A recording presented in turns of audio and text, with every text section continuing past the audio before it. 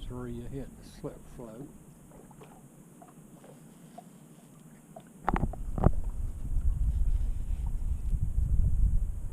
I love this river fishing. You don't have to worry about hanging up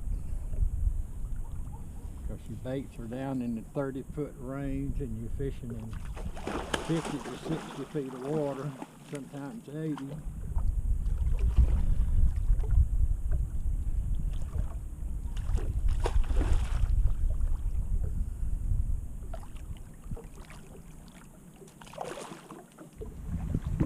All within 3 or 4 pounds of each other so far.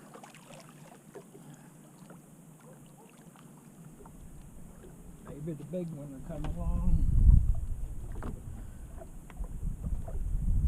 That's what we all wish for, is the big one.